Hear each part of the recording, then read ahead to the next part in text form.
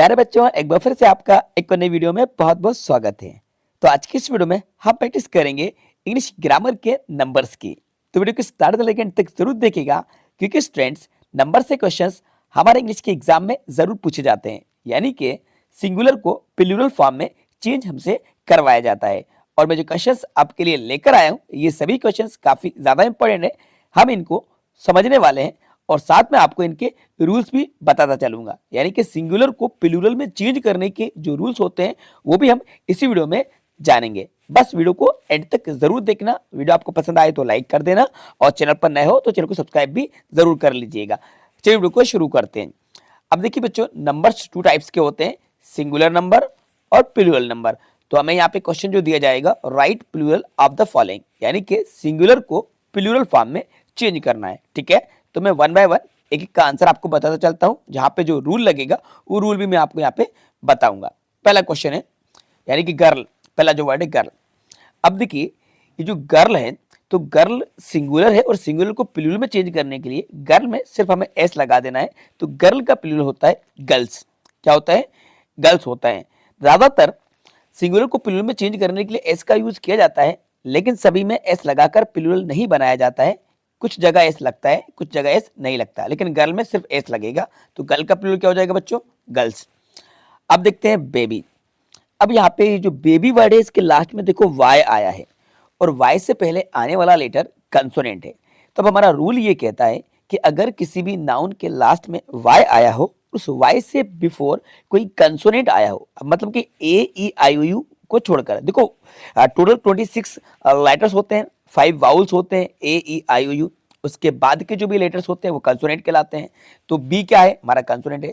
तो रूल हमारा ये कहता है कि लास्ट में किसी भी नाउन के वाई आए और वाई से पहले कोई कंसोनेंट आए तो वाई को आई में बदलकर ई एस लगाते हैं। या हम यू भी समझ सकते हैं कि वाई को हटाकर आई ई एस लगता है। तो बेबी का प्लूरल क्या होगा? बेबीज। क्या होगा? बेबीज हो जाएगा। वाई हटेगा, आई ई एस लगेगा, ये बनेगा प्लूरल। इस रूल को आप नोट कर लीजिएगा, लिख लीजिएगा कहीं, जो मैंने आपको बताया है। अब आते हैं नेक्स्ट वर्ड पे, लीफ। अब देखो, लीफ के लास्ट में एफ आया है। तो रूल हमारा ये कहता है कि किसी भी वर्ड के यानी नाउन के लास्ट में एफ या एफ ई आया हो तो एफ या एफ ई को हटाकर वी ई एस लगाते हैं। क्या लगाते हैं? V E S. तो ये वी ई एस लगता है। तो लीफ का क्या होगा? लीव्स। लीफ मतलब होता है बच्चों पत्ती, और लीव्स मतलब होता है पत्तियां। तो यहाँ पे एफ हमें लास्ट में दिख रहा है, तो एफ को हटाकर वी ई एस लगाकर इसको प्लूरल में चेंज करेंगे। तो लीव्स राइट आंसर होगा। हमारा नेक्स्ट वर्ड है बेंच। बच्चों, बेंच के लास्ट में सी एच आया है। तो रूल हमारा ये कहता है कि किसी भी नाउन के लास्ट में S, double S, C H, Z या एक्स आया हो तो उसको प्लूरल में चेंज करने के लिए उसके लास्ट में ई एस लगाते हैं। तो बेंच का प्लूरल होगा बेंचेस। क्या होगा बच्चों? बेंचेस हो जाएगा, इसमें ई एस लग जाएगा। नाइफ। अब देखो, नाइफ ये लीफ से मिलता जुलता है। जैसे लीफ में अभी लास्ट में एफ था, अब नाइफ में एफ के बाद ई है, तो अब एफ के साथ ई भी हटेगा। तो एफ ई को हटाकर वी ई एस लगाएंगे तो नाइफ्स हो जाएगा, के एन आई वी ई एस, नाइफ्स हो जाएगा। ये बन जाएगा प्लूरल। ठीक है, तो यहाँ पे इन वर्ड को देख लीजिए, उनके प्लूरल फॉर्म देख लीजिए, girls, babies, leaves, benches, knifes. जहाँ पे रूल लग रहे हैं वो रूल मैं आपको बताता चल रहा हूँ। चलिए अब कुछ और एग्जाम्पल देखते हैं। नाइफ तक हो गया। डे। अब देखिए, डे के लास्ट में वाई है, लेकिन वाई से बिफोर जो लेटर आ रहा है बच्चों वो वाउल है, ए। तो अब हमारा रूल चेंज हो जाएगा। रूल क्या कहता है कि लास्ट में वाई से पहले अगर वाउल आए तो वाई को हटाकर सिर्फ वाई को नहीं हटाते, सिर्फ एस लगाते हैं। वाई से पहले अगर कंसोनेंट आता है तो वाई को हटाकर आई एस लगाते हैं। इससे पहले हमने ऊपर देख लिया है बेबीज में। यहाँ पे सिर्फ एस लगेगा, तो डे का क्या हो जाएगा? डेज।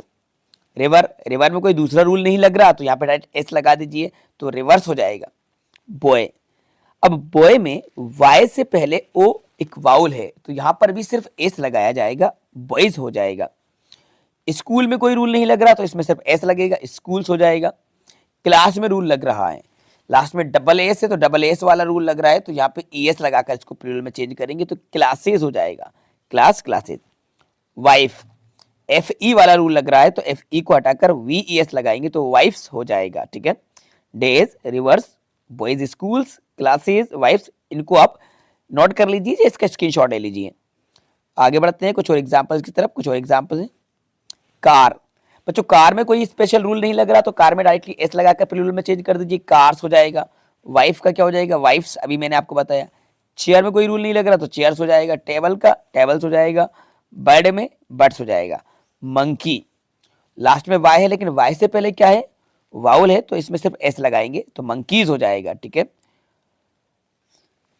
टाइगर, कोई रूल नहीं लग रहा तो एस लगा दीजिए, टाइगर्स। हीरो में रूल लग रहा है, लास्ट में ओ है तो इसमें एस लगेगा, हीरोज। डंकी, वाई से पहले ई है, वाउल है, तो यहाँ पे डंकीज हो जाएगा। टूथ, बच्चों टूथ का प्लूरल होता है टीथ, डबल ओ को डबल ई में चेंज कर देंगे, टीथ हो जाएगा।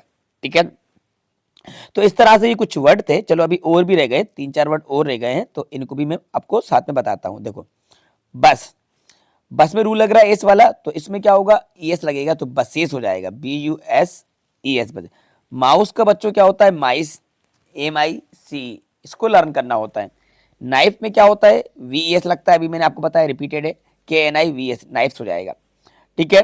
तो ये इंपॉर्टेंट क्वेश्चन थे, कुछ इस तरह से ही सिंगुलर को प्लूरल में चेंज कराया जाता है, बट आपको रूल लर्न करना होगा। देखो कोई सा भी वर्ड को वो चेंज करके दे सकते हैं, जैसे कि मैं आपको बताता हूँ कि ये अभी आपने यहाँ पे देखा बेबी, अब बेबी की जगह पे फैमिली आ सकता है, स्टोरी आ सकता है, सिटी आ सकता है, कंट्री आ सकता है, लेडी आ सकता है। रूल आपको पता है तो आप वाई हटाकर आइए लगे।